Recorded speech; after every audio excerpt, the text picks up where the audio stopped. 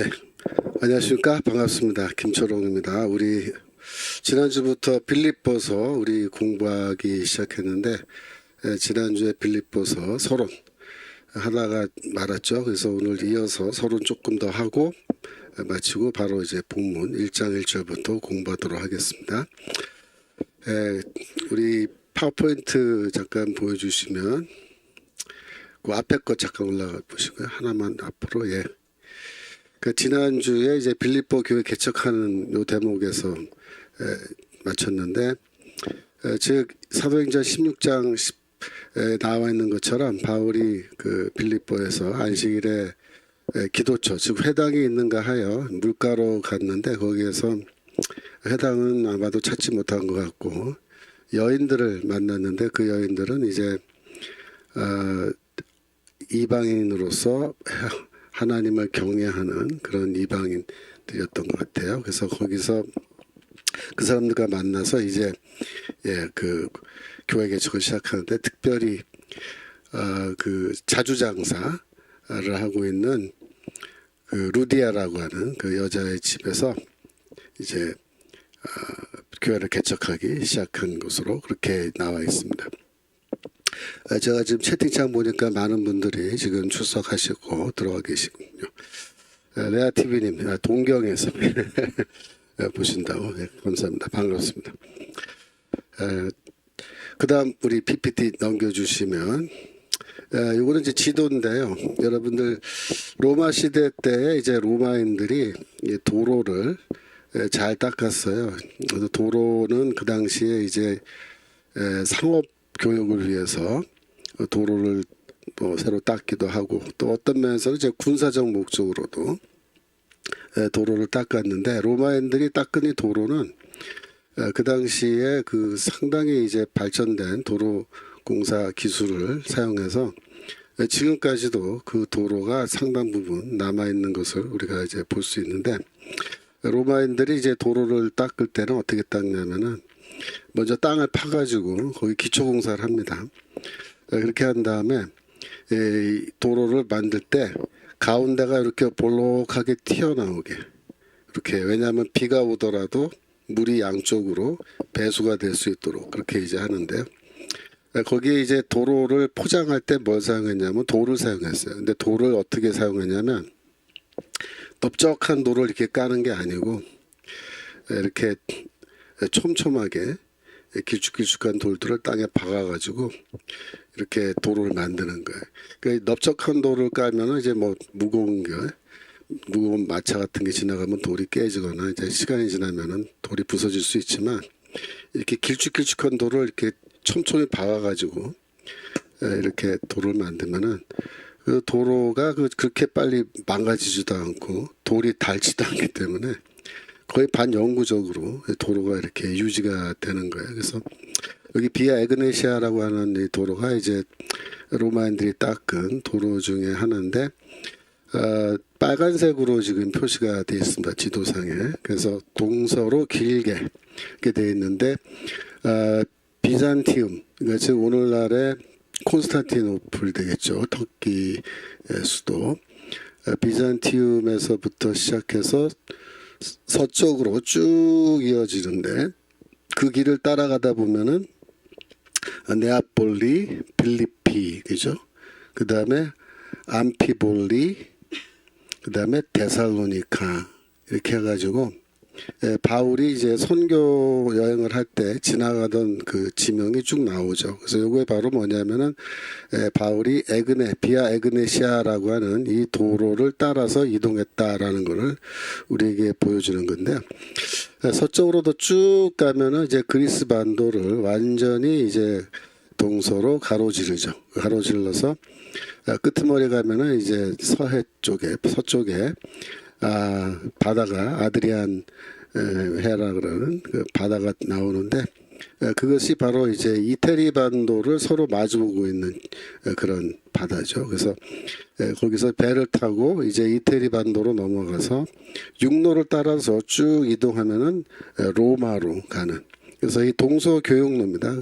특히 그 터키 쪽에서부터 시작해서 육로로 만약에 이렇게 여행을 할 것 같으면은 이 비아 에그네시아를 따라서 이동하는 거죠.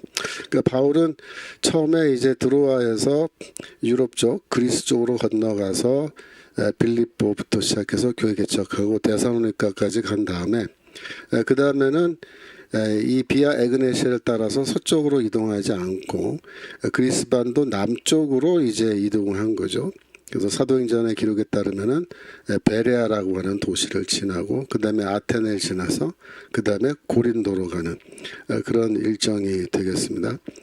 그래서 제가 지난주에 참 제가 인솔하는 성지답사 팀에 대해서 잠깐 말씀드렸는데 아예 우리 청교도 신학원의 홈페이지에 그 광고를 올린 것 같아요. 그래서 여러분들 혹시 관심 있으시면은 신청하실 수 있는데 이번에 일정은 그리스 그다음에 로마를 갑니다. 그러니까 이태리 갑니다. 이태리 가는데 뭐 로마도 물론 가고 그다음에 폼페이를 갑니다. 폼페이는 이제 그 베스비우스 화산이 터져가지고 묻혀버렸던 그 고대 도시인데 발굴을 다 해서 고대 도시를 통째로 우리에게 보여주는 그런 아주 값진 고고학적 그 사이트인데 자리인데 그 폼페이도 다 보고 그다음에 로마에 가서는 물론 이제 그 베드로 성당 이런 것도 다 보고 로마 유적지 좀 보고 그다음에 터키에도 가서 이제 7교회가 있는 그 지역까지 그래서 그리스, 이태리, 터키를 모두 다 한 바퀴 도는 여행이 되겠습니다. 그래서 12박 13일 정도 되고요. 그다음에 비용은 399만 원이니까 400만 원 정도 되는데 뭐 거기에 항공료, 뭐 숙박비, 식사 이런 거 다 포함해서 돼 있기 때문에 많은 분들이 비교적 그 비용이 굉장히 저렴하다라고 이렇게 얘기하는데 천지 여행사라고 하는 그 여행사에서 저희가 견적 받아가지고 이렇게 진행을 할 겁니다. 그래서 저하고 저희 학교에 김태석 교수라고 신약학 교수 저랑 둘이서 이제 인솔 부인솔 해가지고 이번에 가는데 학생이 한 30, 전체 인원은 30명으로 제한돼요. 그래서 학생이 아마 20명, 그다음에 일반 성도님들이 한 10명 정도 갈 수 있는 자리가 있습니다. 그러니까 원하시는 분들은 저기 늦게 하면 선착순이기 때문에 그게 이제 끝나요. 그러니까 여러분 원하시면은 신청을 이제 미리미리 하시면은 좋을 것 같습니다. 저하고 같이 이번에 성지답사를 한 12박 정도 하면서 같이 다닐 수 있습니다. 그다음 우리 파워포인트 넘겨주시면 빌립보 교회에 대한 바울의 사랑의 언어다. 빌립보서가 좀 이제 특이한 게 빌립보서 안에 보면은 바울이 굉장히 이제 감정적으로 아주 격하게 빌립보 성도들을 사랑한다라고 하는 그런 표현을 이렇게 하는 부분들이 있습니다. 그래서 제가 거기 파워포인트 해준 것처럼 1장 7절에 너희가 내 마음에 있으며 이렇게 말합니다. 1장 7절 전부터 읽어보면 내가 너희 무리를 위하여 이와 같이 생각하는 것이 마땅하니 이는 너희가 내 마음에 있음이며 그죠? 너희가 내 마음에 있다. 그 남녀 관계에서도 이제 뭐 상대방이 내 마음 속에 있다라는 그런 말을 만약에 한다면 그게 뭐겠어요? 사랑을 고백하는 거잖아요. 그죠? 그 바울이 이 대목에서는 거침없이 빌립보 교회 성도들을 향해서 사랑을 이렇게 고백하는 그런 장면입니다. 1장 8절에 보시면 내가 예수 그리스도의 심장으로 너희 무리를 어떻게 사모하는지 하나님이 내 증인이시니라 그랬습니다. 그래서 예수 그리스도의 심장으로 내가 너희 무리를 얼마나 사모하는지 사랑하는지 하나님이 내 증인이다.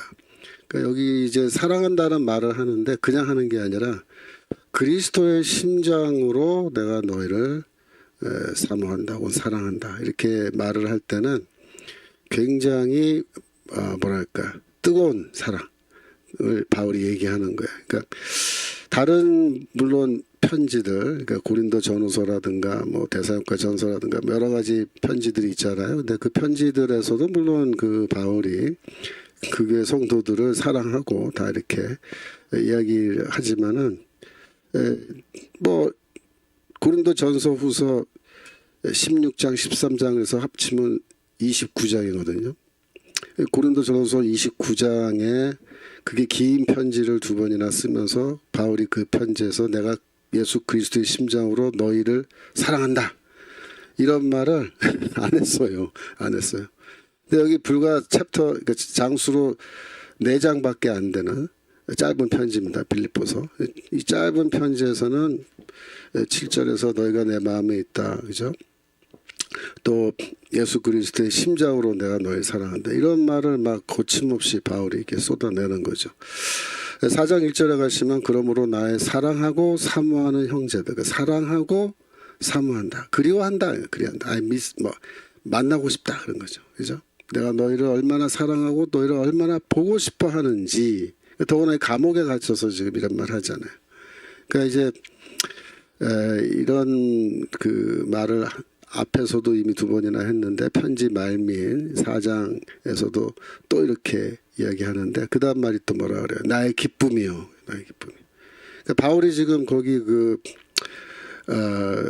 갇혀 있는데 뭐 기쁜 일이 있겠어요? 뭐 기쁜 일 없죠. 그죠? 근데 바울에게 기쁨을 주는 건 뭡니까? 예, 이 사랑하고 사모하는 이 성도들이 빌립보 성도들이 나에게 기쁨을 준다 입니다. 그러면서 면류관 나의 기쁨이요 면류관인 사랑하는 자들아 이렇게 사랑하는 자들.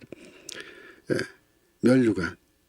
그러니까 여러분들이 이제 그 뭡니까 그 면류관이라는 거 이게 원래 이제 그 올림픽 같은 고대 시대의 그 운동 경기에서 승리하는 자들에게 주는 그 월계수 잎으로 엮은 그런 가지로 엮어서 만든 관인데 월계관이라는 것이 뭐 돈으로 따지면 그거 몇 푼 안 되잖아요. 그죠? 하지만 그게 이제 큰 영예죠, 영예.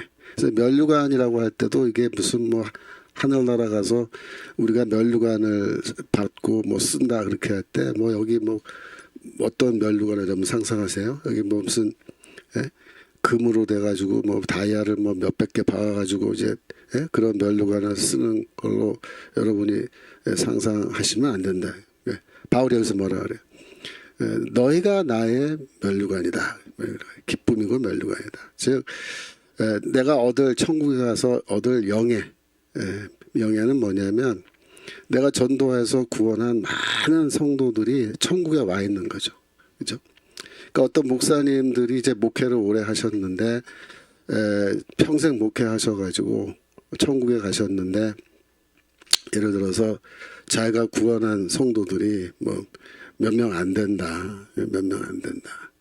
그러면 어떻게 되겠어요? 이렇게 되면. 그러면 부끄러운 거죠. 부끄러운 거죠. 부끄러운 거예요. 그런데 이제 내가 전도하고 내가 양육한 성도들이 뭐 구름대같이 정말 구름대같이 많다. 그러면 영원토록 거기에서 그 성도들을 바라보면서 그 목회자는 뭐 어떻게 하겠어요? 기쁘고 그죠? 또 그들의 존재 자체가 뭐야?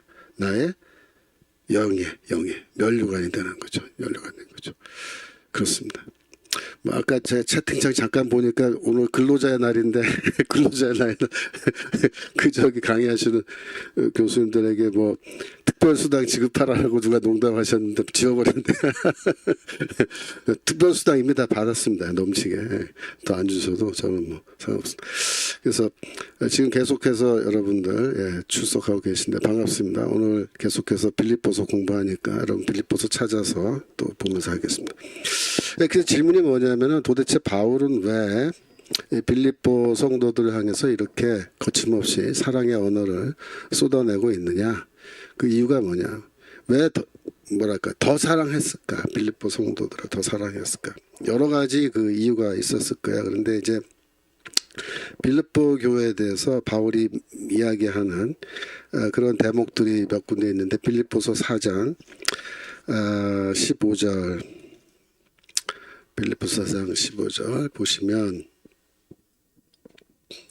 4장 15절 빌립보 사람들아 너희도 알거니와 복음의 시초에 내가 마게도냐를 떠날 때 주고받는 내 일에 참여한 교회가 너희 외에 아무도 없었느니라 그랬습니다. 마게도냐를 떠난다. 그 빌립보 교회가 마게도냐에 있거든요. 근데 복음의 시초에, 그러니까 복음을 내가 이 그리스 반도 유럽에서 제일 처음 전한 곳이 바로 빌립보 성이죠. 그러니까 빌립보야말로 복음의 유럽에서의 복음의 시초라고 말할 수 있는데 거기에 이제 교회를 개척해 놓고 이제 마게도냐를 떠나는데 그때 이제 빌립보를 떠날 때 사건이 있었죠. 여러분들이 사도행전 16장 가시면 그때 어떤 사건이 있었습니까? 바울이 매를 맞는 사건이 있었어요. 그래서 빌립보서 사도행전 16장 예, 16절 보시면 우리가 기도하는 곳에 가다가 점하는 귀신 들린 여종 하나를 만나니 점으로 그 주인들을 크게 이해하는 자라. 그래서 이 점을 치는 귀신 들려서 점을 치는 어떤 여자 노예입니다. 근데 주인에게 큰 이득을 주는 주인 노예인데 17절 바울과 우리를 쫓아와서 소리질러 가로되 이 사람들은 지극히 높은 하나님의 종으로 구원의 길을 너에게 전하는 자라. 그래서 이렇게 보면은 굉장히 맞는 말 한 것처럼 보이잖아요. 근데 여기 지극히 높은 하나님이라고 말할 때 이게 물론 유대교 쪽 배경에서는 여호와 하나님, 창조주 하나님을 가리키는 그런 표현이 되겠습니다만은 헬라인들의 관점에서 보면은 이게 제우스 신을 말하는 거예요. 제우스 신.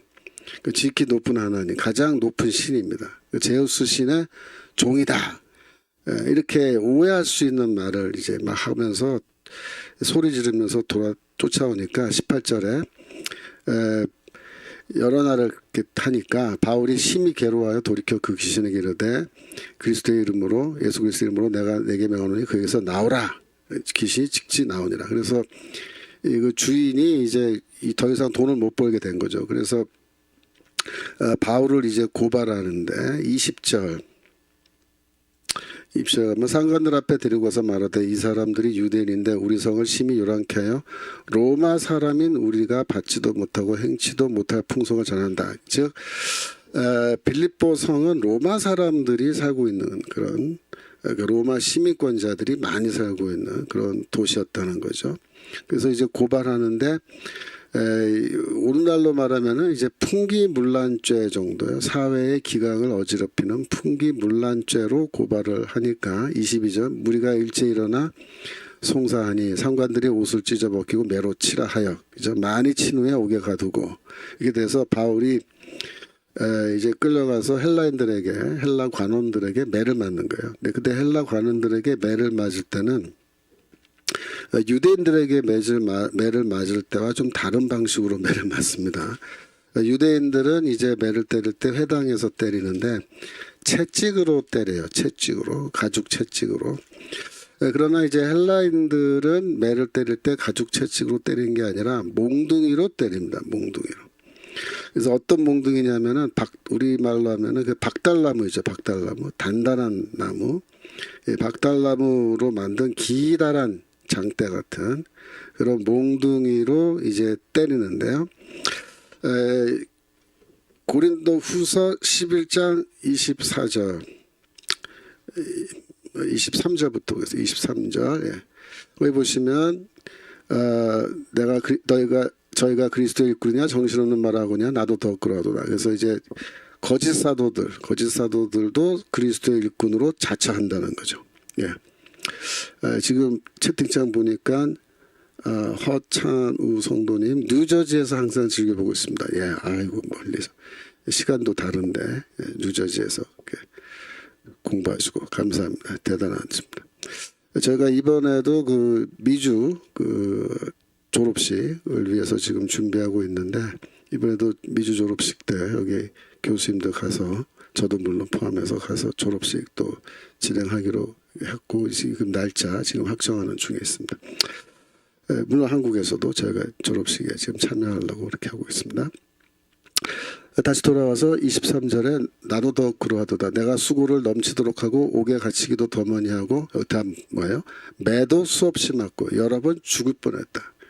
매를 맞는데 거의 뭐 초죽음 될 정도로 내가 매를 맞았다 그 얘기죠.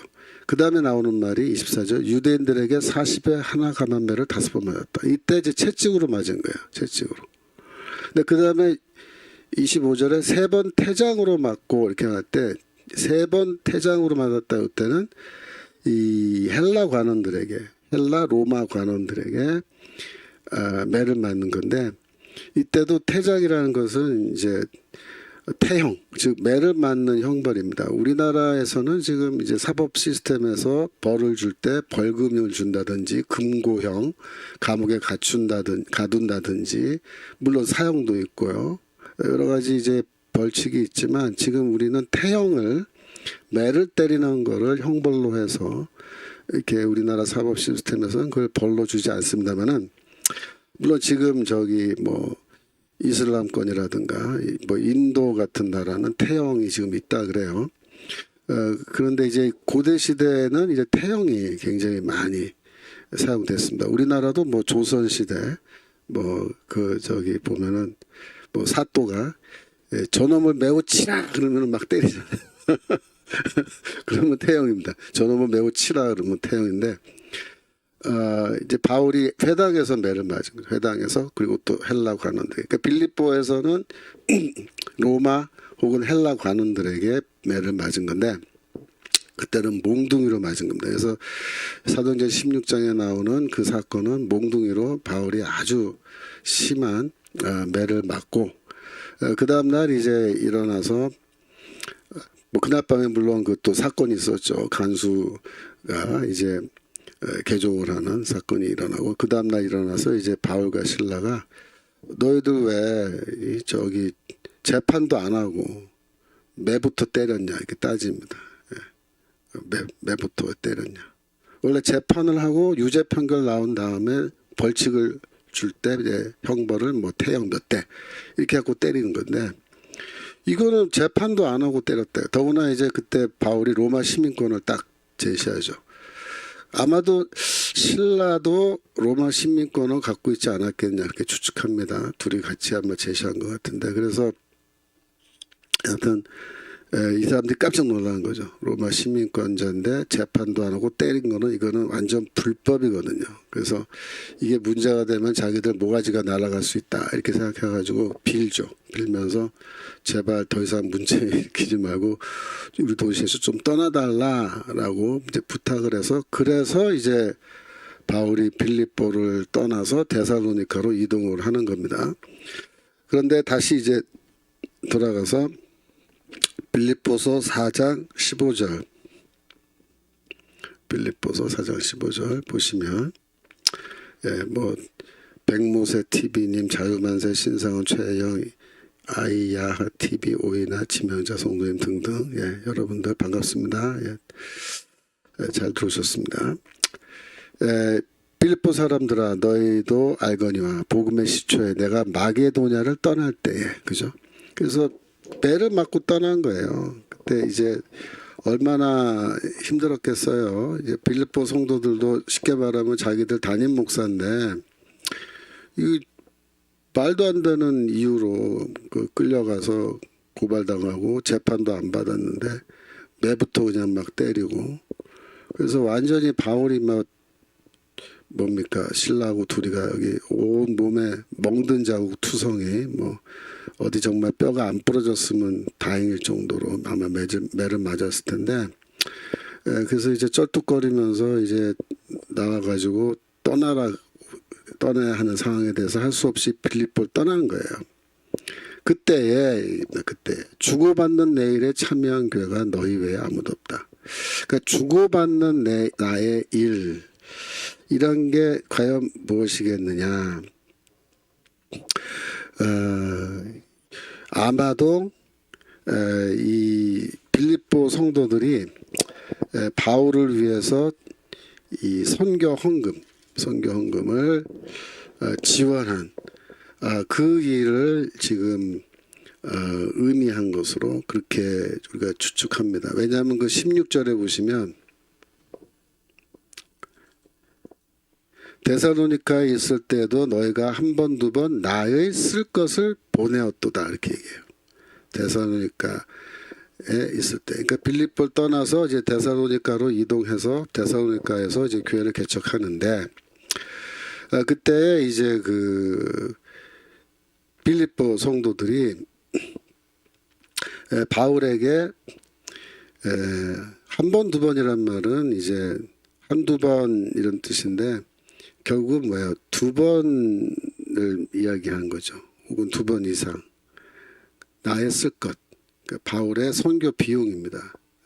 그러니까 생활비가 바울이 항상 부족했죠. 왜냐하면 노동을 하면서 일을 하면서 이제 자기가 스스로 생계를 해결하는 것을 선교 원칙으로 했기 때문에 바울이 이제 이렇게 여행할 때도 돈이 필요하고 그래서 이 집세도 내야 되고 뭐 이런 여러 가지 비용이 발생하기 때문에 밥도 제대로 못 먹고 이렇게 이제 선교를 하는 겁니다. 그래서 그런 어려운 상황 속에서 바울이 선교를 하고 있다는 것을 빌립보 성도들은 누구보다도 잘 알죠. 왜냐하면 자기들이 그 빌립보에서 바울과 함께 이제 교회 개척한 걸 쭉 관찰했는데 바울이 굉장히 어려운 중에도 이렇게 정말 자기를 희생하면서 교회를 개척하는 그런 모습을 봤기 때문에 뭐 분명히 이 바울이 데살로니가에 가서도 똑같이 할 거다. 그러면은 바울이 지금 이렇게 매를 맞고 성하지 못한 몸으로 여행을 해서 가야 되는데 또 가서도 또 고생하면서 또 매 맞을 수도 있고 생활비도 부족하고 밥도 제대로 못 먹고 이러니까 지원금을 이제 보내주려고 이렇게 한 겁니다. 그래서 그 주고받는 내일에 참여한 교회가 너희 한 교회밖에 없었다라고 이제 이렇게 이야기하면서 바울은 뭐예요? 빌립보 성도들에 대해서 굉장히 감사한 마음을 가질 수밖에 없는 건데 우리가 요 부분에 대해서 조금 더 연구를 해보면 고린도 후서 8장 1절 고린도서 8장 1절 보시면 형제들아 하나님께서 마게도냐 교회들에게 주신 은혜를 우리가 너에게 알게 하노니 자 여러분 보세요. 마게도냐 교회라 그랬습니다. 마게도냐는 그리스의 반도의 북쪽 지역을 말하는 거예요. 그럼 마게도냐 교회들이라고 말할 때 어떤 교회들이 마게도냐 교회들이죠. 첫 번째가 빌립보 교회입니다. 두 번째가 데살로니가 교회입니다. 그 다음에 베레아에서도 머물면서 복음을 전한 것으로 사도행전에 나오니까 베레아 교회도 마게도냐 교회에 포함이 되겠죠. 그런데 지금 여기에서 마게도냐 교회들 할 때 빌립보 교회가 포함된 것은 분명한 거예요. 8장 2절 보면은 환난의 많은 시련 가운데서 저희 넘치는 기쁨과 극한 가난이 저희로 풍성한 연보를 넘치도록 하게 하였느니라. 그래서 이건 뭐냐면은 예루살렘 교회의 가난한 성도들을 위해서 바울이 모금 활동을 하죠. 그죠? 즉 우리가 갈라디아서 공부할 때도 잠깐 배웠었는데 베드로와 야고보와 요한이 세 사도가 이제 바울과 헤어질 때 악수를 하면서 오른손에 악수를 하면서 친교의 악수라 그러죠. 우리 교회에 있는 가난한 자들을 기억해 주길 바란다 이렇게 부탁하니까 바울은 그것은 내가 지금까지 힘써 해오던 바다 이렇게 대답하는 게 나오죠. 그게 뭐예요? 2장 19절 10절 그 부분에. 그래서 그건 뭐예요? 바울이 어느 교회에 가든지 계속해서 이 예루살렘의 가난한 성도들을 위한 모금 그걸 열심히 했다는 거예요. 우리가 그 고린도전서 16장 1절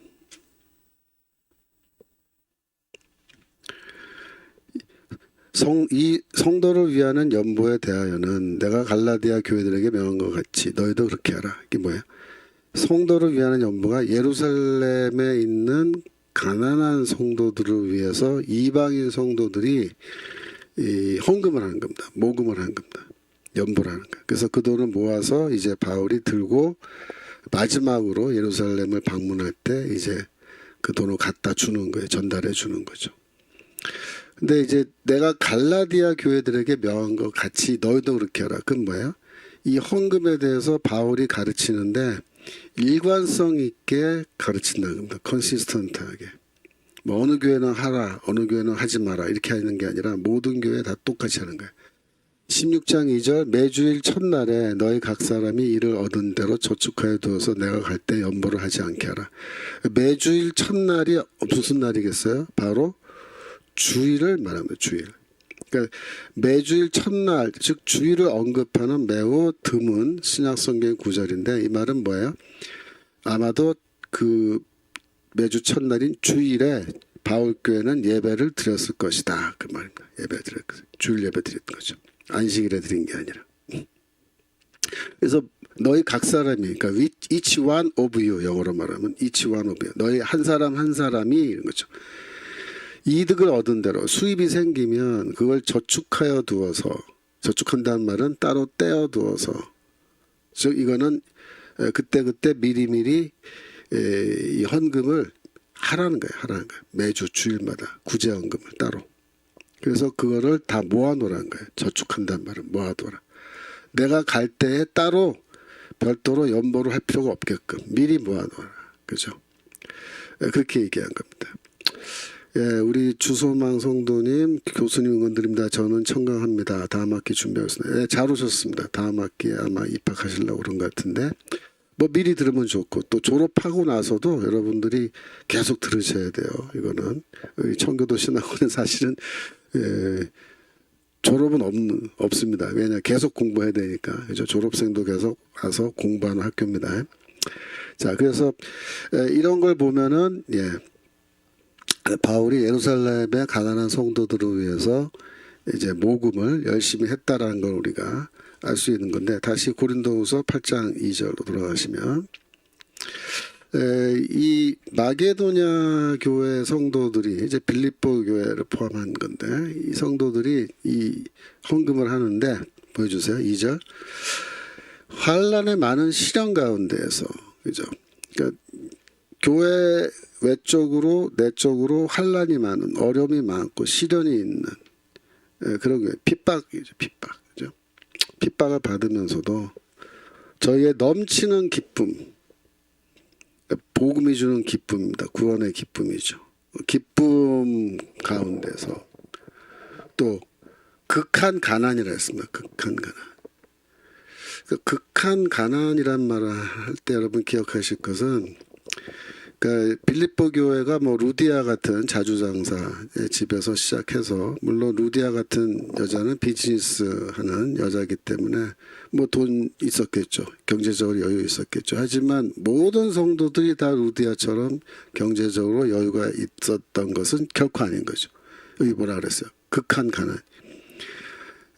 대다수의 성도들은 가난하다는 거예요. 그럴 수밖에 없습니다. 그 시대에 이 사회 계층 분포를 우리가 보면은 아주 소수의 극소수의 상류층 빼놓고는요 나머지는 다 절대 빈곤층이라고 보시면 돼요. 오늘날에는 중산층이라는 게 있습니다. 중산층. 그래서 피라미드 형태로 이렇게 상중하 있다고 얘기하는데 그 시대는 중산층이 없어요. 아예 상류층이든지 아예 하류층이든지 둘 중 하나입니다. 그러니까 교회 안에 아주 일부 상류층 성도를 제외하고는 대부분 다 가난해요. 극한 가난이 저희로 풍성한 연보를 넘치도록 하게 했다. 그 아이러니죠.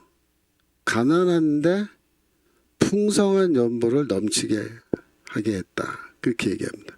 3절에 내가 증거하노니 저희가 힘대로 할 뿐 아니라 힘에 지나도록 자원하여 4절 이 은혜와 성도 섬기는 일에 참여함에 대하여 우리에게 간절히 구하니 이게 무슨 말이냐면요.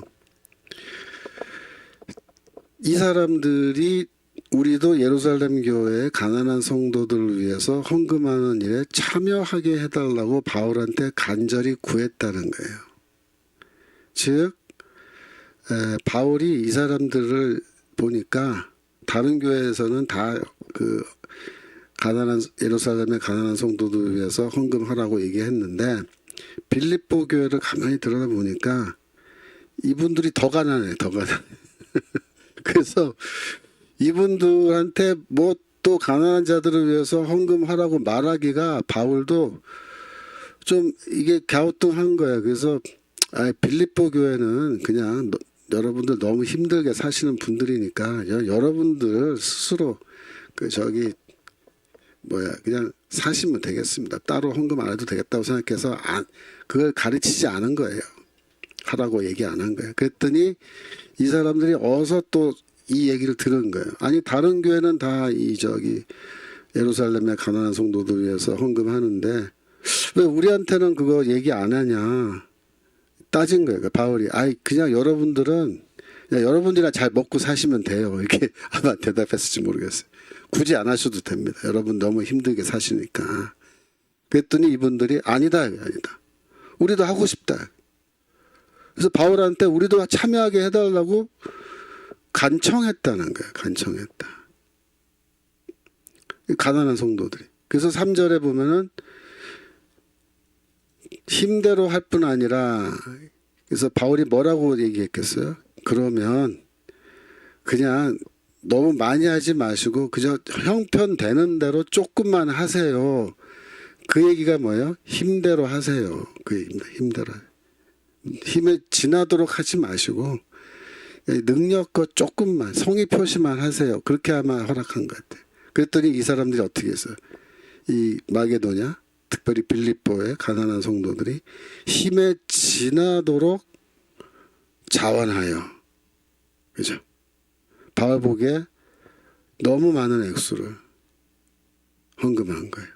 그래서 아까 2절에 풍성한 연보를 넘치도록 하게 했다 그랬잖아요. 풍성한 연보를 넘치도록. 그러니까 바울 입장에서는 뭐예요? 가슴이 아픈 거예요. 예. 그래서 이 얘기를 하는 거예요. 이게 고린도 후서에서 이렇게 써놨거든요. 왜 이렇게 했냐면 고린도 교회는요 부유한 성도들이 많은 교회였어요. 그래서 이 부유한 성도들은 오히려 헌금을 안 해요. 가난한 자들을 위해서 구제헌금 안 하는데 오히려 마게도냐의 극한 가난 가운데 있고 환난과 시련 가운데 있는 어려운 성도님들이 자원하는 마음으로 자기들도 꼭 하게 해달라고 해서 그저 능력껏 하시라 그랬더니 힘에 넘치도록 그렇게 헌금을 한 거예요. 가난한 성도들을 도우려고. 그 아이러니예요. 가난한 성도들이 가난한 성도를 구제하는 구제헌금을 더 열심히 더 어떻게 보면 많이 한 거예요. 5절로 잠깐 내려가 보시면 우리의 바라던 것뿐 아니라 저희가 먼저 자신을 주께 드리고 또 하나님의 뜻을 쫓아 우리에게 주었도다. 우리의 바라던 것은 뭐예요? 약간만 하라는 거예요. 조금만. 그랬더니 이분들이 헌금하는 그 태도 보니까 어떤 태도 갖고 왔냐면 저희가 먼저 자신을 주께 드린다 그래서 자신을 정말 자신을 주께 드리는 심정으로 그렇게 헌금을 했다는 거예요. 그리고 또 하나님의 뜻을 따라 했다. 바울이 감동 먹은 거예요. 그래서 우리에게 그 돈을 맡겼는데 이거는 바울이 쓸 수 있는 돈이 아니에요. 이거는 그대로 모아서 예루살렘 교회에 전달해 줘야 되는 돈인데 바울이 이런 모습을 누구에게서 봤다고요? 마게도냐 교회, 빌립보 교회, 아마도 데살로니가 교회도 포함될 수 있는데 제가 보기에는 빌립보 교회입니다. 빌립보 교회가 이 모습을 제일 많이 보여준 거예요.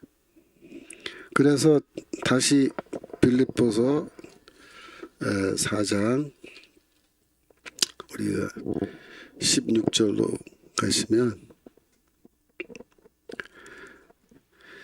데살로니가에 있을 때도 너희가 한 번 두 번 나의 쓸 것을 보내었도다. 생각해 보세요. 빌립보 교회는 지난번에 내가 빌립보를 떠날 때에도 나를 지원해주고 선교 지원금으로 지원해주고 예루살렘의 가난한 성도들을 돕는 그 헌금도 정말 자신을 죽게 드리는 그런 심정으로 이렇게 힘에 지나도록 정말 바울이 보기에는 안타까운 마음이 생길 정도로 그렇게 헌금을 하고, 내가 데살로니가에서 사역하고 교회 개척하고 있을 때도 또 한 번, 두 번 그의 쓸 것을 보내줬다. 예. 그러니까 이런 관계예요. 바울과. 그러니까 어떤 관계인지 이해되시겠어요? 빌립보 교회가. 쉽게 말하면 선교, 바울의 복음 전도를 뒤에서 후원하는 교회입니다. 후원하는 교회. 바울과 더불어서 선교하는 교회입니다. 그러니까 바울의 입장에서는 솔직히 여러분 생각해 보세요. 인간적으로 이 교회 성도들을 귀하게 여기고 사랑할 수밖에 없겠죠. 왜? 그들의 그 정말 삶의 신앙의 그런 모습을 보면은 바울의 입장에서는 너무나 감사하고 너무나 미안하고, 그죠? 너무나 안타깝고. 그러니까 사랑하는 마음이 생기지 않겠어요? 그러니까 내가 그리스도의 심장으로 너희를 얼마나 사모하는지 하나님이 나의 증인이시다. 그렇게 이야기할 수 있는 거예요, 바울이. 그래서 이제 빌립보서를 우리가 읽으면은 정말 바울의 어떤 그 정말 성도를 향한 뜨거운 사랑. 물론 제가 이렇게 말씀드릴 때 바울이 뭐 고린도 성도들은 사랑 안 했다, 그런 뜻은 아니고요. 물론 다 사랑했지만 빌립보 교회만큼은 바울이 특별히 아끼고 특별히 정말 사랑하고, 죽기 전에 꼭 다시 한번 얼굴을 보고 싶은, 감옥에 갇혀서도 내가 정말 너희들을 다시 꼭 볼 수 있기를 원한다. 그죠? 네, 사랑하니까. 그런 관계입니다. 그래서 이 빌립보 교회와 바울의 관계는 정말 그 모범적인 그런 모습인 거예요. 우리가 성도와 목회자의 관계를 얘기할 때 사실 목회자들은 뭘 먹고 살까요? 여러분들, 목회자는 뭘 먹고 살 것 같아요? 성도들의 사랑을 먹고 산다. 그렇게 얘기합니다. 성도들의 사랑. 성도님들이 목회자를 정말 진심으로 사랑해주면 목회자는 정말 자신의 모든 걸 다 내놓고, 그죠? 주의 일에 충성을 하게 되는 거예요. 뭐 다른 거 없습니다. 그러니까 물론 교회에서 사례배 주고 생활을 보장해주고 그런 거 때문에 목회자가 목회를 한다, 그렇게 하면요, 그건 사꾼 목자죠. 그건 비참한 거예요. 차라리 나가서 그냥 다른 직업하고 돈 벌어서 그냥 먹고 사는 게 나아요. 주의 일은 그렇게 하는 게 아니죠. 그래서 대부분의 사역자들, 목회자들은 다 어떤 심정으로 목회 현장에 서냐면 이건 주의 일이고 내가 돈을 위해서 이 일을 하는 게 아니라 사명으로 하고 소명으로 하는 거고, 그렇게 할 때 정말 보람을 느끼고 더욱 그들로 하여금 열심히 목회에 집중하게 하는 것은 성도들의 이런 사랑입니다. 그 사랑이 뭐 꼭 돈으로 표현되지 않더라도, 그죠? 사랑과 존경하는 그 마음, 그 딱 느낌이 오잖아요, 그죠? 서로가. 그래서 성도님들은 목회자를 아끼고, 그죠? 또 목회자는 성도님들을 사랑하는 그런 관계, 정말 아름다운 관계죠, 그죠? 그런 관계가 되면 행복한 거예요, 행복한. 성도님들도 행복하고 목회자도 행복하고, 그러면 행복한 교회가 되는 거죠, 행복한 교회.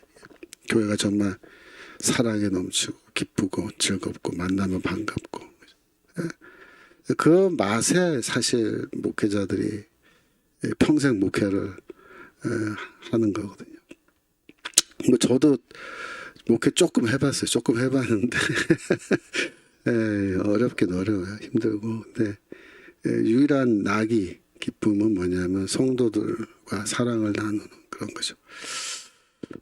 뭐 그걸로 충분하다고 생각합니다. 사실 저는 그것만으로 충분합니다. 그래서 정말 그런 아름다운 관계 모습을 우리 빌립보서가 너무나 잘 보여주고 있기 때문에 정말 우리가 빌립보서를 읽을 때 그거를 우리가 잘 관찰해야겠다. 그래서 빌립보서 4장 10절 4장 10절 보시면 이제 내가 주 안에서 크게 기뻐하면 너희가 나를 생각하던 것이 이제 다시 싹이 남이니 너희가 또한 이를 위하여 생각을 하였으나 기회가 없었다. 그래서 지금 에바브로디도를 나에게 보내줘서 나를 가택연금 혹은 감옥에 갇힌 바울을 이제 도와주게끔 그렇게 했는데 정말 나를 너희가 계속해서 이렇게 기억해주고 나를 사랑해주고 이렇게 하는 그 모든 모습 보면서 내가 크게 기뻐한다 이렇게 얘기하는 겁니다. 그 다음에 18절 보시면 4장 18절 내게는 모든 것이 있고 또 풍부한지라 에바브로디도 편에 너희가 준 것을 받음으로 내가 풍족하니 이는 받으실 만한 향기로운 제물이요 하나님을 기쁘시게 한 것이다. 그래서 빌립보 성도들이 바울을 위해서 이렇게 보내준 선교 지원금 이런 거는 그들이 바울에게 준 것이 아니다. 그들이 성도들이 하나님께 드린 것이다. 하나님께 드린 향기로운 제물이고 하나님은 그것을 받으셨고 또 하나님을 기쁘시게 한 그런 아름다운 향기로운 제물이다. 이렇게 얘기하면서 그러면서 바울이 또 얘기한 게 뭐냐면 내게는 모든 것이 있고 또 풍부하다. 이렇게 얘기하는데요. 이건 사실 뭐 바울이 말은 그렇게 하지만 사실 바울이 모든 게 있긴 뭐가 다 있어요. 물질적으로 보면 아무것도 없죠. 풍부하지 않죠. 하지만은 이제 성도들에게 이야기할 때는 내가 주 안에서 나는 모든 게 다 있고 다 풍부하다. 걱정 안 해도 된다. 이렇게 안심시키는 의미로 이런 말을 하는 겁니다. 우리 레아TV님 저도 사역비 안 받고 사역하고 있어요. 그래도 행복해요. 야 그러시군요. 사역하고 계시군요. 동경에서. 또 주소망님 저는 주님의 신부입니다. 저도 주님 사랑합니다. 감사합니다. 또 뭐 저도 이웃을 주님처럼 생각하기에 은혜의 마음을 주옵소서. 뭐 기도문인데 여러분들 하여튼 뭐 성경 우리가 공부하면서 사실 이게 어떤 성경에 대한 지식도 우리가 많이 늘어가지만 이런 신앙의 모습들 우리가 본받으면 더 좋을 것 같아요. 자, 그 다음에 파워포인트 넘겨주시면 빌립보 교회 상황입니다. 빌립보 교회 상황은 첫 번째로 내부의 분란입니다. 그러니까 즉 4장 2절에 보시면 빌립보서 4장 2절 내가 유오디아를 권하고 순두개를 권하노니 주 안에서 같은 마음을 품으라. 그렇게 되어 있습니다. 지금 여기 성경인데 그 이름이 거명이 됐어요. 언급이 됐어요. 그러니까 성경에서 이렇게 이름이 그 사람의 이름이 거명될 정도면요. 이런 사람은 다 교회의 지도자라고 여러분이 보셔야 돼요. 그러니까 평범한 평신도가 아닙니다. 지도자입니다. 유오디아라는 말은 이제 오디아가 이제 냄새라는 거고 유라는 접도가 붙으면 좋은 냄새, 그 향기예요, 향기. 유오디아는 향기를 말하는데 사람 이름으로 이제 향기. 우리 옛날에 향단이라는 이름이 그런 비슷한 의미죠. 순두개는 신티케라는 건데 헬라인들이 믿었던 운명의 여신을 신티케라 그랬습니다. 그래서 이 순두개라는 이름을 갖고 있는 분도 여자예요. 유오디아와 순두개 둘 다 여자인데 이 두 사람이 지금 다투고 있는 겁니다. 같은 마음 품지 않은 거예요. 그래서 이게 지금 고린도 교회 빌립보 교회의 큰 문제입니다. 왜 두 명의 성도가 서로 대립하고 있는데 이게 교회 문제냐 큰 문제냐. 왜냐하면 이 두 여인은 두 그룹을 대표하기 때문에 그래요. 그러니까 두 개 그룹으로 교회가 나눠져 있는 겁니다. 이렇게 보시면 돼요. 그리고 이 두 그룹은 아무래도 그 당시 가정교회니까 두 개의 가정교회 가능성이 커요. 빌립보의 유오디아의 집에서 모이는 교회가 있고 또 순두개의 집에서 모이는 가정교회가 있다면 또 물론 다른 집에서 모이는 교회, 뭐 루디아 집에서도 교회가 개척되었으니까. 근데 루디아는 이제 여러 도시를 돌아다니면서 이제 사업을 하는 여자이기 때문에 계속해서 빌립보에 이제 계속 있지 않았을 가능성도 있어요. 여하튼 바울이 빌립보에 뭐 여러 개의 가정교회를 세웠다면 그 중에 유오디아와 순두개의 가정교회가 있는 건데 이 가정교회들이 만약에 서로 대립하고 반대하고 막 싸우고 으르렁거리고 그러면 빌립보 교회라는 게 이 가정교회들로 구성되어 있는 건데 이게 문제가 생긴 거죠. 그래서 제가 뭐 농담 반 진담 반으로 하는데요. 한국 교회도 이제 그 사실 여성 리더십이 중요하거든요. 그걸 단적으로 보여주는 게 여전도회입니다. 여전도회. 그러니까 남전도회가 물론 교회에 있어요. 하지만 남전도회는요 거의 일 안 하죠. 근데 여전도회는 뭐예요? 일을 합니다. 교회를 움직이는 일은 여전도회가 다 하죠. 그래서 저 종로 5가 가면 여전도회 빌딩이 있어요. 빌딩. 굉장히 큰 빌딩이 있어요. 여전도회가 세웠습니다. 근데 남전도회 빌딩이 있어요? 없어요. 예. 남전도회 빌딩이 없다. 그래서 여전도회는 거기 빌딩에서 전국 여전도회 지도자들 교육도 하고 뭐 별거 다 해요. 근데 남전도회는 뭐 그런 거 꿈도 못 꾸죠. 그래서 제가 진담반 농담반으로 하는 게 남전도회 그 조직의 회장 있잖아요. 그러니까 교회 뭐 제1남전도회 뭐 제2남전도회가 있다 그러면 그 남전도회 회장끼리 뭐 관계가 안 좋아서 뭐 싸웠다. 그래도 그거는 교회에 아무런 영향을 못 줘요. 남전도회 회장끼리 싸웠다고 해서 목사님들이 뭐 긴장하고 뭐 가서 말리고 그런 거 별로 관심도 안 가질 거예요. 왜? 싸우나 마나 그건 뭐 아무 상관도 없어요. 근데 이제 만약에 제1여전도회 회장이랑 제2여전도회 회장이 싸웠다. 그러면요. 교회에 큰 문제가 됩니다. 교회 분란이에요 진짜. 목사님들이 그 얘기 들으면 깜짝 놀라가지고 긴장하죠. 바로 금식기도 들어갑니다. 예. 근데 이제 이 빌립보 교회가 그런 식이에요. 여성 리더십이 중요한 교회인데 이 두 여자 리더들이 싸우는 거예요. 분란. 큰 문제입니다. 그래서 빌립보서 2장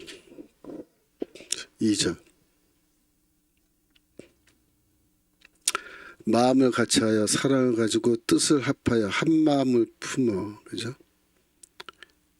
그 바울이 유오디아와 순두개에게 뭐라 그랬어요? 같은 마음 품으라고 얘기했잖아요. 근데 4장 2절에 그냥 뒷부분에 나오는데 사실은 2장 2절에서부터 바울은 유오디아와 순두개를 향해서 같은 마음 품으라고 이야기를 하고 있는 거예요. 마음을 같이하여 같은 사랑 가지고 뜻을 합하여 한 마음 품어. 물론 두 여인뿐만 아니라 그 두 여인이 대표하는 두 개의 그룹이죠. 집단. 그 집단의 모든 사람들, 성도들 향해서 같은 마음 품어야 된다. 3절 아무 일이든지 다툼이나 허영으로 하지 말고 오직 겸손한 마음으로 각각 자기보다 남을 낮게 여기고. 그 한 마음을 갖게 되려면 어떻게 하면 되느냐? 방법이 뭐냐? 겸손한 마음 가져야 된다.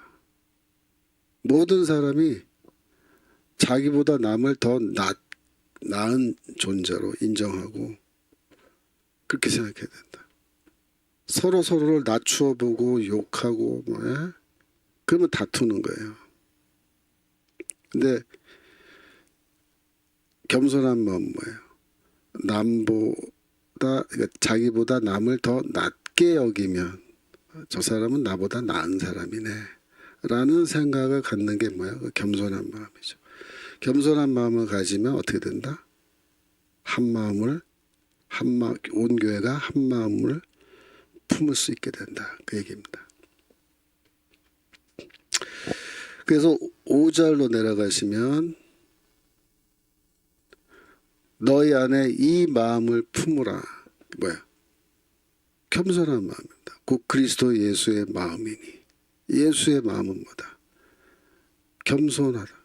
온유하다. 그겁니다. 그래서 6절부터 빌립보 찬양시가 나오는데 이 빌립보 찬양시의 내용의 핵심이 뭐예요?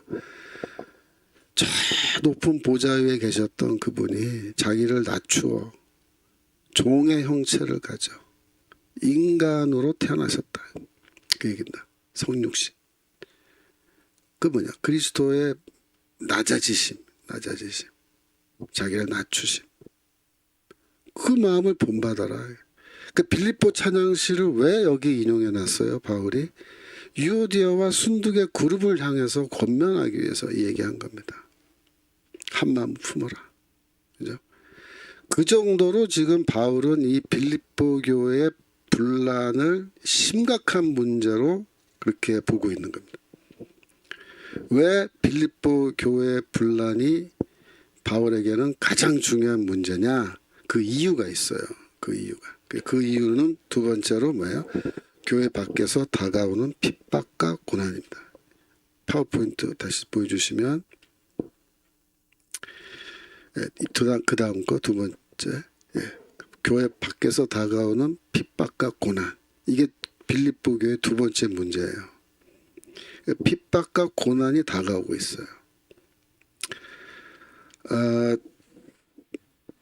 주소망님 성지여행 날짜 지금 잠깐 물어보셨는데 제가 웹사이트에 물론 청교도 웹사이트에 그 날짜가 나와 있습니다만은 제가 지금 미리 말씀을 드리면 8월 5일입니다. 8월 5일 월요일부터 해서 16일 금요일입니다. 5일에서 16일까지가 되겠습니다. 여러분들이 빌립보서 1장 28절 함께 읽겠습니다. 1장 28절. 빌립보서 1장 28절. 네. 아무 일에든지 대적하는 자를 인하여 두려워하지 아니하는 일을 듣고자 함이라. 대적하는 자라는 말 나왔습니다. 누굴 대적해요? 교회를 대적합니다. 빌립보 교회를 대적하는 사람. 그것 때문에 너희가 두려워하는 마음을 지금 품고 있을 텐데 두려워하면 안 된다. 핍박을, 고난을 두려워하면 안 된다. 29절로 내려가시면 그리스도를 위하여 너에게 은혜를 주신 것은 다만 그를 믿을 뿐 아니라 그 다음 말이 중요해요. 또한 그를 위하여 고난도 받게 하십니다. 그렇죠. 즉 빌립보 교회에 대적하는 자가 있어서 지금 교회 핍박이 곧 시작될 것이고 그렇게 되면 너희는 어떻게 된다? 고난을 당한다. 맞습니다. 고난당한다. 30절. 너희에게도 같은 싸움이 있으니 너희가 내 안에서 본 바요 이제도 내 안에서 듣는 바다. 이 싸움은 뭐겠어요? 고난과 핍박에 대한 싸움 말하는 겁니다. 고난과 핍박. 바울이 고난을 당하고 계속 핍박받았잖아요. 내 안에서 너희가 예수 믿으면 어떤 고난받고 핍박받는지 다 봤는데 내 안에서 보고 또 내 안에서 다 들었는데 너희에게도 이제 같은 싸움이 있다. 너희가 당할 차례다. 빌립보 교회를 향해서 지금 성큼성큼 고난과 핍박이 다가오고 있는 겁니다. 그러면 생각해 보세요. 교회 외부에서부터 핍박이 이제 곧 시작되는데 그럼 교회 위기란 말이에요. 그 고난과 핍박 속에서 어떤 성도들은 못 견디고 배교할 수 있어요. 배교. 나 예수 안 믿을게. 나 너무 힘들어. 고난 핍박 못 견디겠어. 교회를 떠나버리고 배교합니다. 그럼 어떻게 돼요? 교회가 위기예요. 위기. 잘못하면 교회가 없어질 수도 있어요.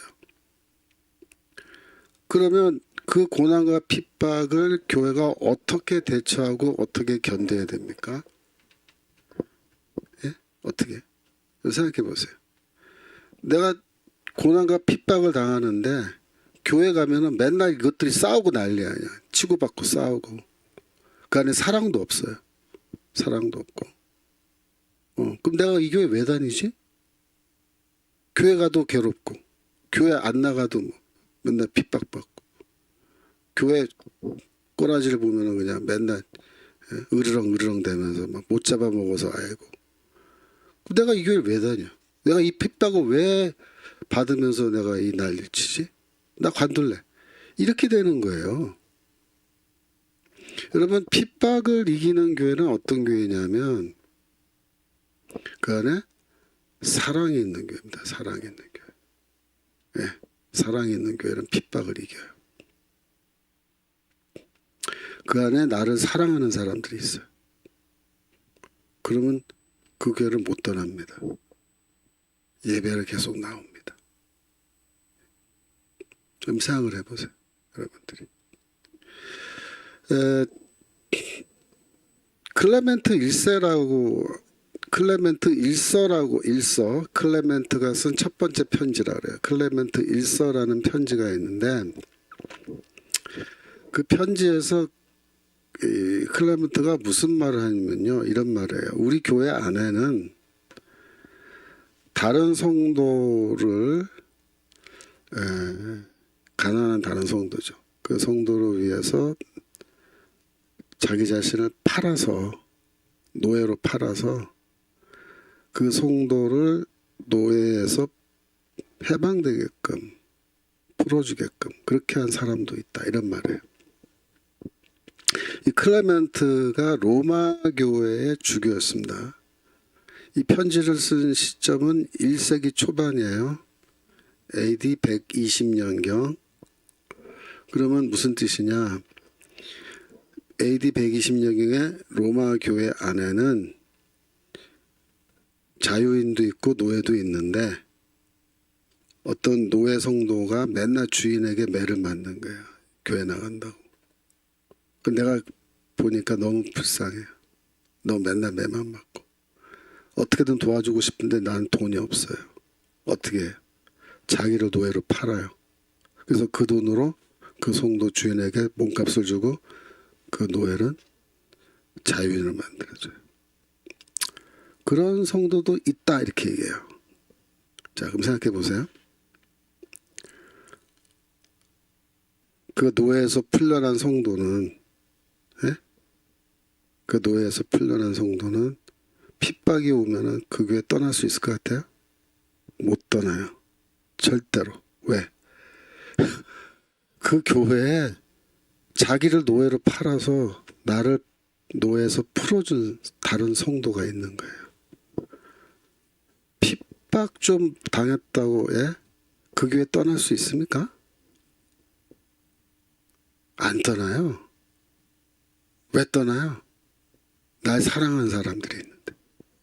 심지어 자기를 희생해서 노예로 팔아서 나를 풀어준 그런 사랑하는 성도가 있는데 어떻게 떠납니까? 그 얘기예요 지금. 그러니까 핍박을 견디는 교회는 어떤 교회냐면 뭐 여러 가지 중요한 특징이 있겠지만 제일 중요한 특징이 뭐냐면 성도들이 서로 사랑해서 교회 사랑이 넘치는 교회. 핍박을 견딥니다. 견뎌요. 근데 이 빌립보 교회는 뭐예요? 서로 치고받고 싸우고 있어요. 그러면 견디겠어요? 핍박이 지금 다가오고 있는데 교회 그 위기가 다가오고 있는데 그 바울이 답답한 거야. 그냥 감옥에 있는데 큰일 났다. 이거 어떻게 하면 좋으냐 이 교회. 어떻게든 지금 한 마음을 빨리 회복해야 되는 거야. 빨리. 그래서 서로 사랑하는 관계가 다시 회복돼서 한 마음으로 지금 이 싸움을 싸워야 되는 거예요. 1장 27절 빌립보서 1장 27절 보시면 보세요. 아까 28절에 대적하는 자 나왔잖아요. 근데 그 앞에 뭐라고 했냐면 너희가 일심으로 서서 한 뜻으로 복음의 신앙을 위하여 협력하는 것과 한 마음으로 서세요. 일심 한 마음. 계속 바울이 한 마음을 강조해요. 한 마음. 한 마음. 한 뜻으로. 한 마음이나 한 뜻이나 똑같은 뜻이죠. 이게 반복하는 건 강조예요. 복음의 신앙을 위하여 한 마음과 한 뜻으로 서서 협력한다. 여기서는 이제 함께 싸운다는 뜻이에요. 함께 싸운다. 특별히 로마 군인들이 전쟁터에서 싸울 때 어떻게 싸워요? 일심으로, 한 마음으로, 한 뜻으로 협력하면서 싸워요. 그걸 지금 말하는 거예요. 지금. 그러니까 지금 이 바울이 이 편지를 쓰면서 뭘 염려하고 뭘 생각하는지 여러분 이해가 되시죠? 예. 핍박에 다가오고 있고 교회는 지금 마음이 다 갈라져가지고 치고받고 싸우고 있고 이 상태에서는 핍박을 견디는 교회가 될 수가 없고 어떻게든 지금 바울은 설득하는 거예요. 한 마음을 빨리 회복해라. 그래야 이 다가오는 핍박을 견딜 수 있다. 성도들이. 그 얘기하는 거예요. 그럼 이 문제만 있었냐? 또 다른 문제가 하나 더 있었어요. 파워포인트 그 다음 거 보여주시면 세 번째, 교회 안에 등장한 바울의 적대자들. 빌립보서 3장 2절입니다. 3장 2절. 빌립보서 3장 2절. 예.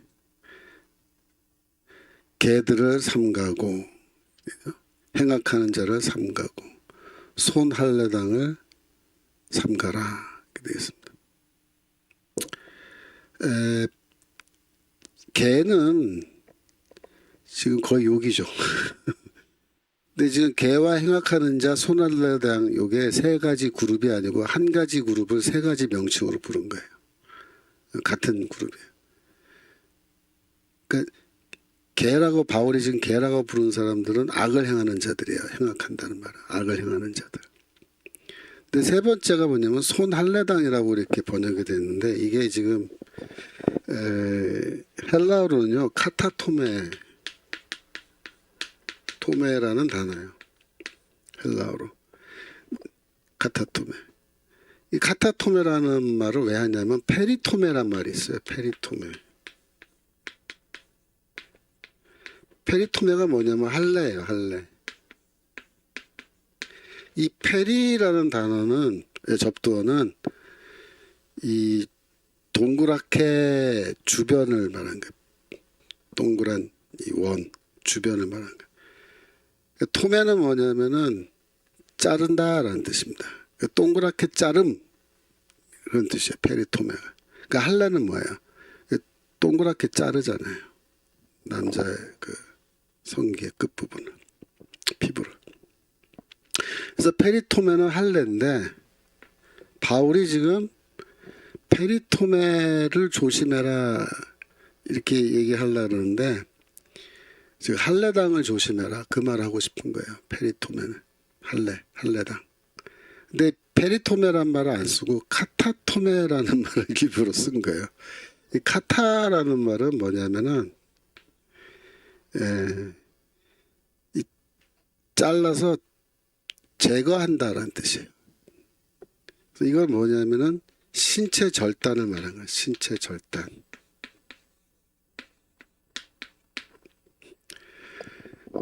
그러니까 할례당을 조심해라 말을 하는 건데 바울이 원래 그럼 페리토메를 조심해라 이렇게 말할 것 같은데 여기서 카타토메를 조심해라. 신체를 절단하는 사람들을 조심해라. 이거는 할례당을 놀리거나 혹은 할례당을 낮추어서 말한 거예요. 저 신체 절단하는 걸 즐겨하는 놈들 그런 놈들 조심해라. 이렇게 말한 거죠. 그래서 지금 그 3절로 잠깐 내려가서 보시면 3절에 그 다음 절에 하나님의 성령으로 봉사하며 그리스도 예수로 자랑하고 육체를 신뢰하지 아니하는 우리가 할례당이다 이런 말하죠. 그러니까 이게 지금 무슨 뜻이냐면은 소날레당이라고 번역됐는데 이 카타토메가 사실은 이 할례를 나타내는 거고 지금 할례당들이 교회에 침투하려고 한다는 겁니다. 교회 침투. 그러니까 4절에서 나도 육체를 실명할 만하다 그러면서 나도 5절에 나도 8일 만에 할례 받았다. 바울이 할례 받았다는 말을 왜 여기서 해요? 지금 할례당 때문에 하는 겁니다. 할례당들 때문에. 다시 올라가서 2절. 그래서 이 할례당들은 우리가 갈라디아서에서 많이 봤죠. 즉 할례당들은 교회 밖의 세력이 아니고 교회 안에 있는 세력인데 유대 기독교인들인데 이 사람들은 뭘 주장해요? 이방인들이 할례 받아야 된다. 그래야 구원받는다. 할례 받고 율법 다 지켜야 된다. 그래야 구원받는다. 이 할례당들이 갈라디아 교회에만 침투한 게 아니라 지금 바울이 개척해 놓은 교회를 계속 따라다니면서 거기에 침투하려는 거예요. 드디어 지금 빌립보 교회에도 할례당들이 찾아와서 침투하려고 지금 준비하고 있는 거예요. 바울이 그 정보를 다 듣고 있는 거예요. 그래서 지금 뭐라고 얘기하냐면 할례당들이 너희 빌립보 교회에 곧 침투한다. 주의해라. 그들은 개들이다. 악을 행하는 자들이다. 절대로 교회 안에 들리면 안 된다. 예. 이렇게 지금 얘기하는데 이건 또 다른 교회의 위기입니다. 왜? 바울이 지금 빌립보에 있으면 할례당들이 왔을 때 치고받고 싸우고 바울이 직접 막아주겠죠. 근데 바울은 지금 어디? 감옥에 있잖아요. 로마 감옥에. 그러면 누가 그걸 막습니까? 빌립보 성도들 본인들이 막아야 되는 거예요. 근데 이제 본인들이 한 마음이 되지 못하고 지금 치고받고 싸우고 있어요. 두 패로 나눠져 가지고. 그러면 이 침투가 쉬워지는 거예요. 이 갈라져 있는 교회는 오히려 할례당의 침투가 용이하다. 그 빈틈을 삐집고 들어갈 수 있죠. 서로 싸우고 시기하는 마음을 이용해서. 그 바울 입장에서는 뭐야? 이중으로 걱정되는 거예요. 이중으로. 왜?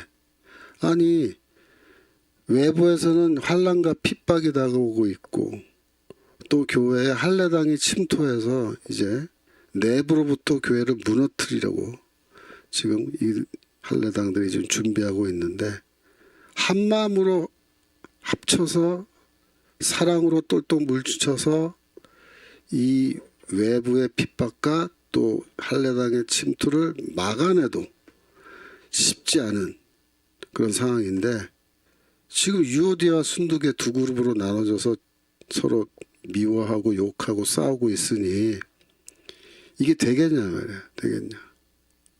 그러니까 교회가 외부 핍박으로도 잘못하면 빵 맞고 무너질 수 있지만 또 내부에 할례당이 침투해서 전부 다 할례받 복음 버리고 참된 복음 버리고 거짓 복음에 속아서 다 변질돼 버리고 그래도 교회가 무너지는 거죠. 그러니까 지금 여러 가지 상황이 결코 빌립보 성도들에게 교회에게 유리하지 않은 상황인데 지금 정신 차리고 한 마음이 되어서 이것에 어떻게 대처할 것인지 지금 기도하면서 준비해야 되는 거죠.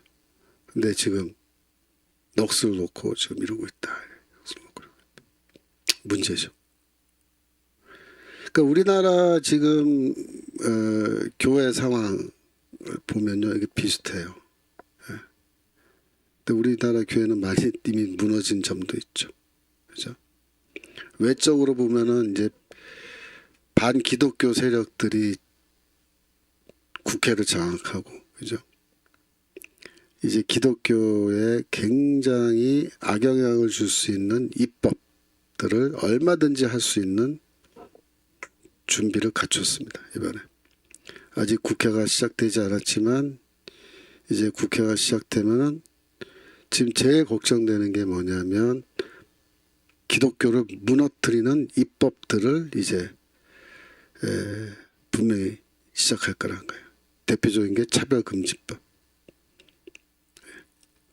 차별금지법은 이거는 교회를 신속하게 무너뜨릴 수 있는 법입니다. 이미 우리가 유럽이나 미국의 경우요, 동성애 문제, 이거 절대로 언급 못하게 입을 틀어막고, 그렇게 함으로써 동성애자들이 이제 뭐 교회에 들어와서 앉아서 목사님들이 동성애자들을 정죄하는 듯한 그런 말을 했다. 그래가지고 뭐 성경에 이제 동성애 죄라고 돼 있으니까 동성애 죄라고 설교하면은 그 곧바로 이제 영상 찍어서 고발하면은 그 법에 차별금지법에 바로 걸려들어요. 그러면 이제 재판정에 끌려다녀야 되고 결국 무죄를 입증하지 못하면, 고발당한 사람이 무죄를 입증하지 못하면 유죄 판결 받아요. 근데 무죄 입증이 불가능합니다. 왜냐하면 차별금지법 조항은 주관적 감정으로 내가 차별받았다라는 그런 느낌, 내가 받았다 그럼 그게 죄가 성립이 돼버려요. 그럼 어떻게 그거를 무죄로 증명하겠어요? 감정인데 나는 차별받았다고 난 느꼈다 이거예요. 그걸 어떻게 뒤집어요? 느꼈다는데. 그럼 어떻게 되냐면 유죄 판결 받고 두 번 다시 그걸 못하게 하는 거예요. 두 번째 이제 그 하면은 이행 강제금이라 그래서 3천만 원 벌금입니다. 근데 이 인간들이 벌금이란 단어를 안 쓰고 이행 강제금이라는 표현을 써요 항상. 그래서 그거 벌금이니까 형법 아니냐. 이거 형법이다. 잘못된 형법이다. 그래갖고 이제 문제 삼으면은 거기 형법 아니다. 벌금이란 단어 없다. 벌금 내놓는 조항 없다. 그 거짓말을 해요. 읽어보니까 뭐야. 이행 강제금인데 한 번에 3천만 원씩, 그것도 횟수를 무제한으로. 그러니까 저 같은 사람이 만약에 이제 여기 성경에 동성애에 관한 구절이 있으니까 동성애는 성경의 죄라고 되어 있습니다. 그러면 이제 동성연애자가 앉아있다가 고발하는 거야. 저 같은 사람 한 번에 3천만 원씩 벌금 무제한으로 받게 하면 견딜 수 있어요? 못 견뎌요. 그래서 뭐 이제 좌파들이 어떻게 하겠어요? 동성애자들 교회 다 침투시켜가지고 등록시키고 한 다음에 나 결혼한다. 주례해달라. 주례. 근데 보니까 둘 다 남자, 둘 다 여자야. 나 주례 못 선다. 그러면 어떻게 해? 그럼 또 고발다. 하여튼 지금 이거 골치 아픕니다. 그래서 지금 이 교회를 향한 핍박이 앞으로 여러 가지 방향으로, 특히 입법부에서 국회에서 반기독교 교회를 약화시키는 그런 법안들 막 마구잡이로 만들어낼 가능성이 좀 커지고 있고, 또 이미 교회 안에 복음도 아닌 가짜 복음, 엉터리 복음을 전하는 목회자들이 또 있고 신학자들이 있고, 그래서 내부적으로도 지금 많이 무너져 있는데 깨어서 대항해야 되고 이제 싸워야 되는데 지금 다들 넋놓고 있는 거예요. 그게 가장 큰 문제죠. 오늘날 바울이 다시 살아난다면은 내부 외부의 그 내우외환이죠. 내우외환의 상황 속에 있는 한국 교회를 위해서 바울이 뭐라고 얘기할까? 여러분 한번 생각해 보십시오. 걱정이 큰 거죠. 지금 앞으로 우리가 광화문을 중심으로 해서 교회를 깨우기 위해서 뭐 노력해야 되고, 전 목사님도 그런 점에서 교회를 깨우기 위해서 노력하시지만, 지금까지 해왔지만 참 이게 교회가 깨어나지 못하고 있는 그런 상황, 걱정이 큽니다. 그래서 지금 그런 상황하고 상당히 유사한 그런 말씀이라고 볼 수 있습니다. 그 다음에 파워포인트, 마지막 파워포인트입니다. 빌립보서 2장 6절에서 11절에 나오는 찬송시. 그러니까 찬송시라는 말은 예배 시간에 찬양을 불렀던 노래 찬양 가사다, 그렇게 생각하시면 됩니다. 신약 성경 안에 찬송시들이 여러 개가 나와요. 대표적인 게 이제 빌립보 2장 6절에서 11절의 찬양시고, 또 두 번째로 유명한 게 이제 골로새서 1장 15에서 20절에 있는 그 찬양시입니다. 제가 사실 골로새서 주석을 썼어요. 근데 이제 한 10년 전에 써서 출판사로 보냈는데, 출판사에서 지금 좀 문제가 생겨서 아직까지 출판을 못하다가 최근에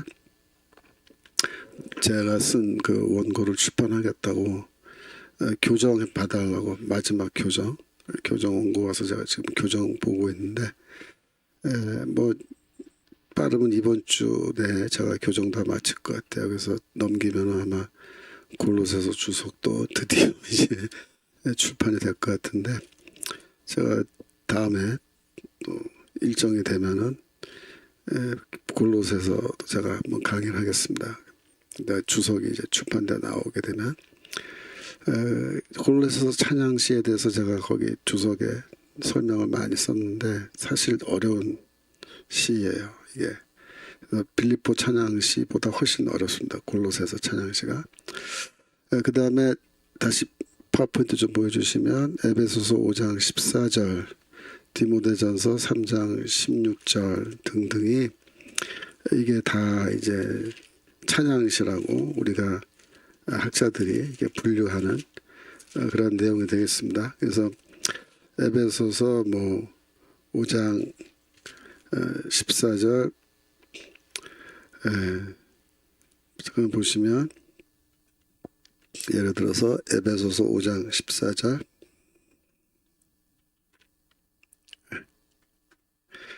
그러므로 이르시기를 잠자는 자에 깨어서 죽은 자들 가운데서 일어나라, 그리스도께서 내게 비치리라 하셨느니라, 이렇게 돼 있죠.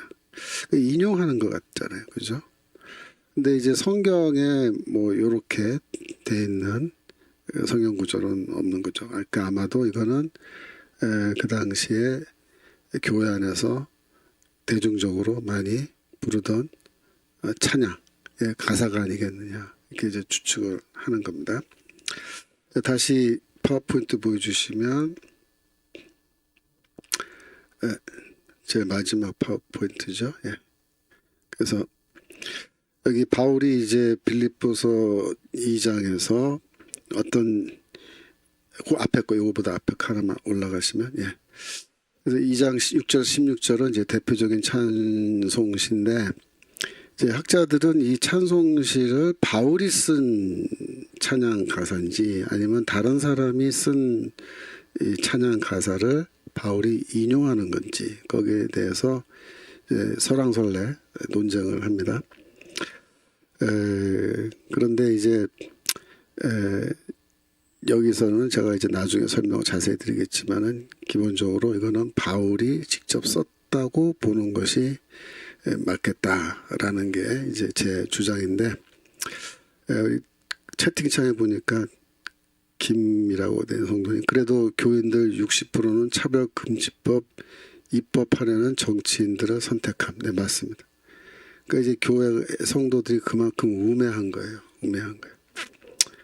그러니까 지금 국민의 선택이기 때문에 어떻게 보면은 참 이걸 막기가 더 어려운 거죠. 지금 우리가 60%가 이렇게 했기 때문에. 더구나 지금 그 예를 들면은 국민의힘 이번에 한동훈이가 그 저기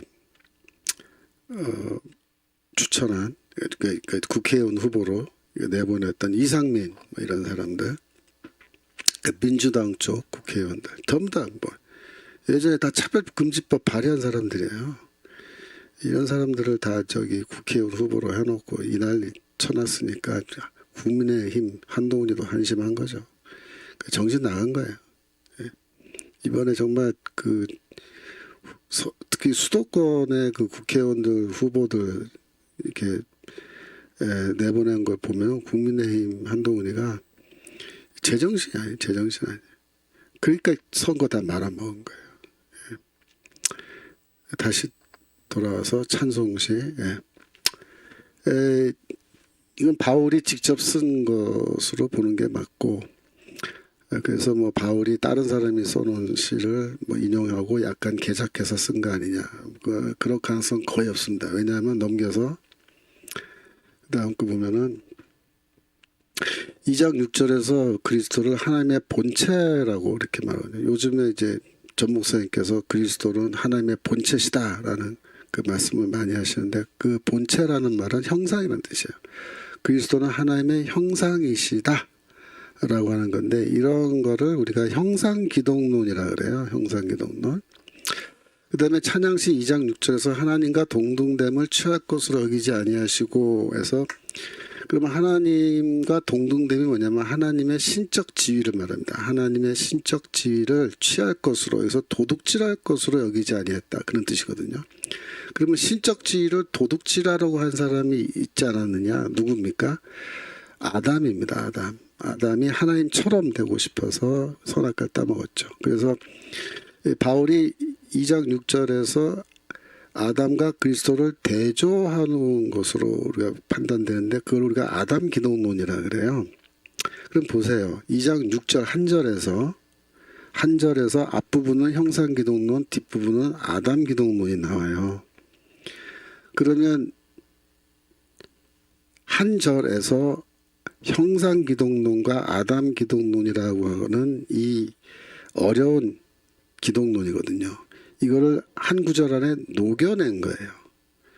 그러니까 그런 정도의 통찰력을 갖고 있는 사람이 바울 말고 그 시대에 또 다른 어떤 사람이 더 있었다라고 가정해야 돼요. 만약에 이게 바울이 쓴 게 아니라면, 바울이 그냥 다른 사람이 쓴 거 인용한 거라면, 즉 그 시대에 바울보다 더 훌륭한, 혹은 바울만큼 훌륭한 신학자가 한 명 더 있었다라고 해야 이 가설이 성립되는데, 그렇겠어요? 그 시대 초대교회에 바울보다 더 뛰어난, 어떻게 보면 바울만큼 뛰어난 신학자가 또 있었겠어요? 그럴 리는 없다고요.